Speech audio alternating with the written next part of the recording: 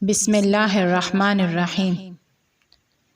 زندگی میں یا آخرت میں کسی بھی مقام اور مرتبے تک پہنچنا چاہتے ہیں، روح کو رشد دینا چاہتے ہیں، خدا کی طرف بڑھنا چاہتے ہیں، امام زمانہ علیہ السلام سے خود کے رابطے کو برقرار کرنا چاہتے ہیں، یا دنیاوی رشد کرنا چاہتے ہیں، کوئی ڈگری لینا چاہتے ہیں، اچھی نوکری کرنا چاہتے ہیں، ثروت مند بننا چاہتے ہیں، تو ہمیشہ اپنے اطراف کے لوگوں کا احترام کریں، چاہے وہ بڑا ہو یا چھوٹا، خاص طور پر والدین کا۔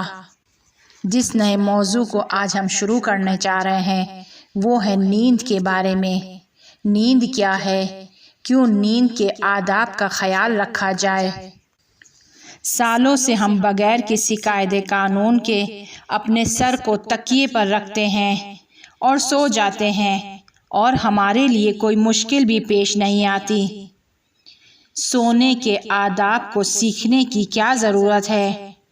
جیسے ہی کمرے کی بتی کو خاموش کیا، خود کو ہم بستر پر ڈال دیتے ہیں، آنکھوں کو بند کر دیتے ہیں، کام ختم ہو گیا، نیند آ گئی۔ اب اس کے بارے میں سیکھنے کی کیا ضرورت ہے؟ اگر ہم ہمارے معاشرے پر ایک نگاہ ڈالیں تو ہمیں بہت کم اس طریقے کی کتابیں نظر آتی ہیں کہ جس پر نیند کے اوپر بات کی گئی ہو۔ خواب کی تعبیر کی کتابیں مل جاتی ہیں، لیکن ان کتابوں میں بھی یہ نہیں بیان کیا جاتا کہ کون سی چیزیں خواب پر اثر انداز ہوتی ہیں، کس وجہ سے کون سے خواب دیکھے جاتے ہیں۔ سب سے پہلا سوال جو ہمارے ذہنوں میں آتا ہے کہ نیند کے بارے میں ہم کیوں جانیں؟ اس کی 7 وجہ ہیں کہ جس کی وجہ سے نیند کے بارے میں جاننا انتہائی ضروری ہے۔ اس کی پہلی وجہ 25 سال ہیں۔ یہ کون سے 25 سال ہیں؟ اگر انسانی عمر کا ایوریج 75 لگا لیا جائے تو اس میں 25 سال ہم سو کر گزارتے ہیں۔ دن میں اگر 8 گھنٹے نیند کی جائے تو اس کا مطلب ہے کہ ہفتے میں آپ نے 2.5 دن نیند کی ہے، مہینے میں آپ 10 دن سوتے رہے ہیں، اور ایک سال میں آپ 4 مہینے سوتے رہے ہیں۔ کیا مشکل پیش آئے گی اگر ہم اپنی زندگی میں صرف 20 گھنٹے نکال کر یہ سیکھ لیں کہ نیند کیا ہے، خواب کیا ہے، نیند سے پہلے کن چیزوں کا خیال رکھنا چاہیے، کون سی چیزیں نیند پر اثر انداز ہوتی ہیں؟ کیا نقصان ہو جائے گا اگر ہم اپنی اس 25 سال کی زندگی کے لیے، اس 25 سال کی خواب کے لیے، نیند کے لیے 1 سے 2 کتابیں پڑھ لیں، کچھ معلومات میں اضافہ کر لیں، تاکہ وہ نیند جو ہم کر رہے ہیں اس سے ہمیں فائدہ ہو، اس کی کیفیت اعلیٰ ترین ہو۔ دوسری وجہ کہ جس کے لیے نیند کے بارے میں جاننا ضروری ہے وہ یہ ہے کہ اسلام کی نگاہ سے نیند انسان کو تکامل تک پہنچاتی ہے، خواب انسان کو تکامل تک پہنچاتے ہیں، مکمل کرتے ہیں۔ انسان خواب کے ذریعے خدا کے نزدیک ہوتا ہے۔ ایک حدیث میں امیر المومنین علیہ السلام سے اس طرح بیان ہوا ہے کہ نیند کے وقت مومن کی روح اوپر کی جانب جاتی ہے اور خداوند تعالیٰ کی برکات سے بہرہ مند ہوتی ہے۔ البتہ اسی حدیث میں ان برکات کو حاصل کرنے کے لیے کچھ شرائط کا ذکر کیا گیا ہے کہ جو سونے کے آداب کے زمرے میں آتے ہیں۔ ایک مومن کے پاس اپنے روحانی اور معنوی سفر میں کہ جو وہ خدا کی جانب کرتا ہے، دن میں 24 گھنٹے اس کے پاس ہیں۔ ایسا نہیں ہے کہ وہ صرف جاگتے ہوئے خدا سے نزدیک ہو سکتا ہے، نہیں، وہ اس نیند سے بھی استفادہ کر کے خود کو خدا کے نزدیک کر سکتا ہے۔ تیسری وہ وجہ کہ جس کی وجہ سے نیند کے بارے میں جاننا ضروری ہے۔ آپ کو اپنے اطراف بہت سارے ایسے افراد نظر آئیں گے جنہیں دیر سے نیند آتی ہے اور وہ گھنٹوں بستر پر کروٹیں بدلتے رہتے ہیں تاکہ انہیں نیند آ جائے۔ وہ خواب کی دنیا میں اتنی آسانی سے داخل نہیں ہوتے اور اس وجہ سے وہ دباؤ کا شکار رہتے ہیں، ان کے اعصاب میں مشکل پیش آتی ہے اور دن بھر وہ غصے میں رہتے ہیں۔ پیر فلوشر اپنی کتاب کیسے بہتر سوئیں میں لکھتا ہے کہ نیند جو ہے وہ ایک طرح کا سکوت نہیں ہے کہ آپ بستر پر گرے اور آپ کو فوراً نیند آ گئی، بلکہ نیند جو ہے وہ ایک ڈھلان کی مانند ہے، آہستہ آہستہ نیچے کی طرف جانا ہے، یعنی مختلف آداب کا، مختلف باتوں کا خیال رکھنا شروع کرنا ہے۔ جب آپ ان باتوں کا خیال رکھیں گے تو آہستہ آہستہ آپ اپنے وقت پر سوئیں گے۔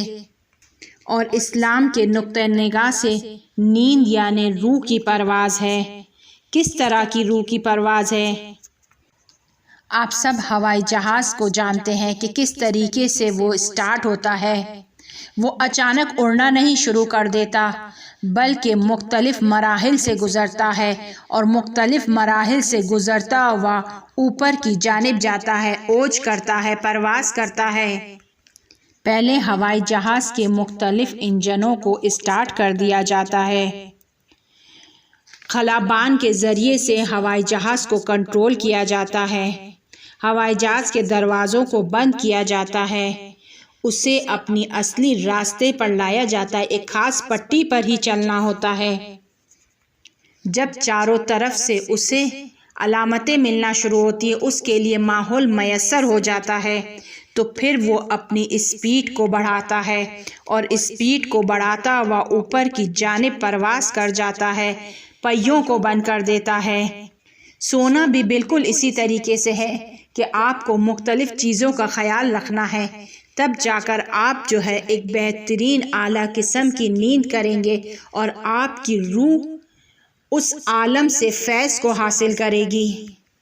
چوتھی چیز کی جس کی وجہ سے ہمیں نیند کے آداب کو سیکھنا ضروری ہے، نیند کے بارے میں جاننا ضروری ہے، وہ یہ ہے کہ ہماری نیند کی کیفیت کیا ہے۔ اکثر ہمارے ارد گرد کے افرادوں سے یہ آواز ہمارے کانوں میں آتی ہے کہ آج رات میں 2 گھنٹے سے زیادہ نہیں سویا، جس کی وجہ سے میں ابھی بھی بہت زیادہ تھکا ہوا ہوں، یا میں سویا تو ہوں لیکن میری تھکاوٹ دور نہیں ہوئی ہے۔ اس کا مطلب یہ ہے کہ وہ شخص سویا تو تھا لیکن گہری نیند نہیں سویا تھا، اور جو افراد گہری نیند نہیں سوتے ان کی علامت کم سونے والوں کی علامت ہے۔ اس طرح کی نیند نہ صرف انسانی جسم پر اپنے اثرات چھوڑتی ہے، اسے بیمار کرتی ہے، بلکہ انسان کی روح پر بھی اثر انداز ہوتی ہے۔ بعض افراد یہ خیال کرتے ہیں کہ اگر وہ طولانی سو لیں گے، زیادہ گھنٹے سو لیں گے تو وہ صحیح ہو جائیں گے، اس کے جسم کی کمی پوری ہو جائے گی، اس کی روح کی کمی پوری ہو جائے گی، جبکہ ایسا نہیں ہے۔ بغیر کیفیت کے طولانی نیند کا کوئی فائدہ نہیں ہے، لیکن اگر آپ کیفیت کے ساتھ خیال رکھ کے سوتے ہیں اور گہری نیند سوتے ہیں تو آپ کا کم سونا بھی آپ کے لیے مفید ہے۔ اور یہ گہری نیند ہم کب سوئیں گے؟ جب ہمیں خود نیند کے بارے میں اطلاعات ہوں گی، معلومات ہوگی، ہم نیند کو جانتے ہوں گے کہ نیند کیا ہے، کس طریقے سے سویا جائے، کس کمرے میں سویا جائے، کس ماحول میں سویا جائے، کس طرح سویا جائے۔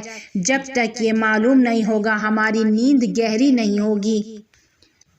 پانچویں وہ چیز کہ جس کی وجہ سے نیند کے بارے میں، خواب کے بارے میں جاننا ضروری ہے، وہ یہ ہے کہ انسان کا یا تو بالکل نہ سونا یا برا سونا، یعنی بار بار آپ کی آنکھ کھل جائے۔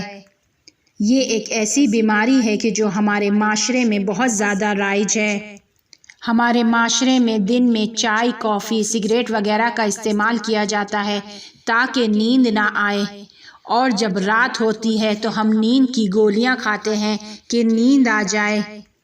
اس طرح کی رفتار باعث ہوتی ہے کہ انسان دن کے کاموں کو سستی سے انجام دے، اور جیسے ہی رات ہوتی ہے تو شخص بہت ساری پریشانیوں میں گھر جاتا ہے، پریشان قسم کی فکریں اس کی طرف آنے لگتی ہیں، کیونکہ دن کا کام تمام نہیں ہوا، صحیح طریقے سے کام کو انجام نہیں دیا ہے، اب وہ زندگی کی دوڑ میں پیچھے رہ گیا ہے، کیا کرے؟ اس کا نتیجہ یہ ہوتا ہے کہ وہ غصے میں آ جاتا ہے، اور یہ غصے کو پھر وہ کہاں پر خالی کرتا ہے؟ شام اور رات کا ٹائم وہ اپنی فیملی کے ساتھ گزارتا ہے، اور یہ تمام غصہ وہ اپنی فیملی پر خالی کرتا ہے۔ اور پھر زندگی میں ایک نیا طوفان شروع ہو جاتا ہے۔